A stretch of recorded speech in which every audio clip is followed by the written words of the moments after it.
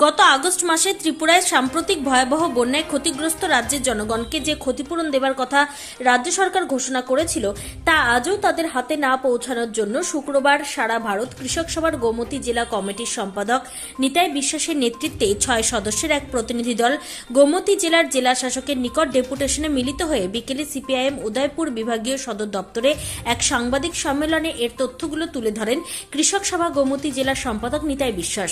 তিনি বলেন, বন্যা দুর্গতদের আগামী 6 মাস বিনামূল্যে রেশন প্রদান করা, সমস্ত কৃষকদের বিনামূল্যে বীজ, সার, কীটনাশক, চারাগাছ অতি সত্বর দিয়ে সাহায্য করার দাবি জানান।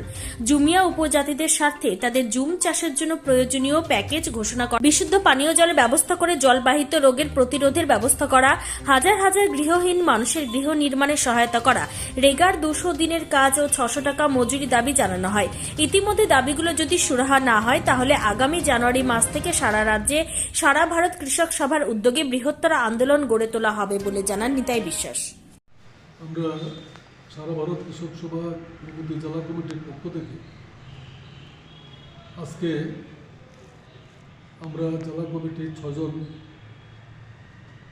নেতৃত্ব আমরা ডিএম সাহেবের সঙ্গে দেখা করে রাজ্যের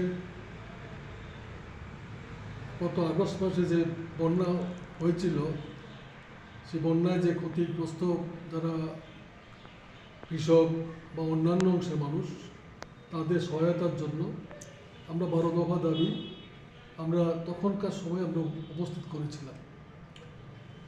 আমরা আমাদের মাননীয় চিফ সেক্রেটারির কাছে আমাদের রাজ্য কমিটির তরফ থেকে দাবিগুলো উপস্থিত করা হয়েছে, কিন্তু আমরা লক্ষ্য করছি তারা এই সরকার প্রথম থেকে যেটা বলেছিল যে কেন্দ্রীয় সরকার এবং রাজ্য সরকার মিলে ডবল ইঞ্জিনের সরকার মানুষকে পর্যাপ্ত সাহায্য করবে, সহায়তা করবে, কিন্তু বাস্তবে দেখা গেছে তার ছিটেফাটাও মানুষ পায়নি, কৃষকরা পায়নি, ক্ষতিগ্রস্ত মানুষরা সেভাবে সুযোগ সুবিধা পায়নি। দেখা গেছে ঘর নষ্ট হয়ে গেছে 1,20,000 টাকা পাবে, বাড়ির সমস্ত জিনিসপত্র নষ্ট হয়ে গেছে 1,20,000 টাকা পাবে, 20,000 টাকা পেয়েছে তাও সবাই পায়নি। 1 লাখ টাকা এখন পর্যন্ত দেওয়ার কোনো রকম বন্দোবস্ত সরকারের নেই। কৃষকরা মাত্র 1,000 টাকা পেয়েছে, অন্য কোনো সাপোর্ট কৃষকরা এ পর্যন্ত পায়নি। এই সমস্ত দিক থেকে আমরা আমাদের কৃষক সভার সর্বভারতীয় নেতা আমরারাম সাংসদ উনি গত 29 এবং 30 তারিখ সারা রাজ্যের ভয়ঙ্কর এই ভয়াবহ বন্যা উনি দেখেছেন।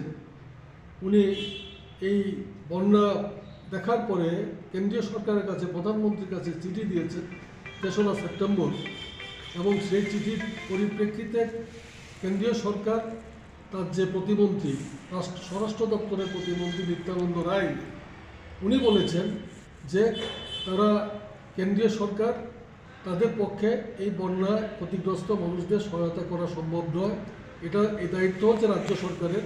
রাজ্য সরকারকে এই সাহায্য সহায়তা করতে হবে, কেন্দ্রীয় সরকারের করার কোনো সুযোগ নেই। ব্যুরো রিপোর্ট, জনতার বার্তা।